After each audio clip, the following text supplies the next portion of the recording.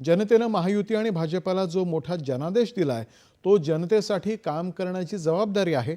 राज्यकर्ते म्हणून आमची आणि संघटन म्हणून पक्षाची जबाबदारी जनतेला सुखी करण्याची आहे, असं मुख्यमंत्री आणि भाजपाचे नेते देवेंद्र फडणवीस यांनी आज शिर्डी इथं झालेल्या भाजपाच्या अधिवेशनात कार्यकर्त्यांना मार्गदर्शन करताना म्हटलंय।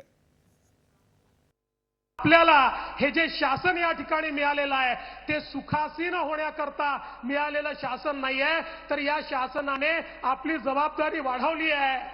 राज्यकर्ते म्हणून आमची आणि संघटन म्हणून तुमची, आपल्याला सगळ्यांना जनतेला सुखी करण्याकरता आता यापुढे काम करायचं आहे। आणि म्हणून आपण जर जिंकलो म्हणून सुखासीन झालो, जिंकलो म्हणून थांबलो, जिंकलो म्हणून आता आराम करू अशा आविर्भावात गेलो तर कदाचित जनतेने जो मॅन्डेट आपल्याला दिलेला आहे, जो आशीर्वाद आपल्याला दिलेला आहे, त्या आशीर्वादाशी कुठेतरी द्रोह होईल।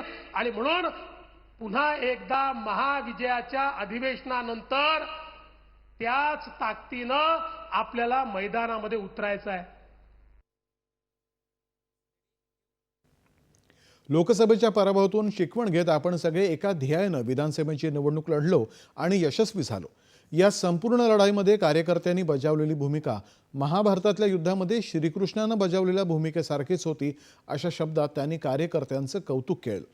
मात्र यश मिळालं म्हणून आपली जबाबदारी संपत नाही, उलट ज्या अराजकतावादी शक्तींचा आपण राष्ट्रवादाने पराभव केला त्या शक्ती महाराष्ट्रामध्ये पुन्हा उभ्या राहणार नाहीत याची काळजी घ्यायला हवी।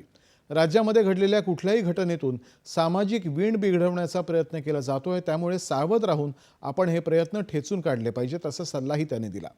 महाराष्ट्र एकसंध राहील याची काळजी आपण सर्वांनीच घ्यायला हवी, असं ते म्हणाले। मालेगावचं उदाहरण देत राज्यामध्ये वोट जिहादचा दुसरा प्रयोग सुरू झालाय असं त्यांनी सांगितलं। अशा प्रकारांचा सामना करण्यासाठी कार्यकर्त्यांनी सजग राहावं असं आवाहन त्यांनी केलं।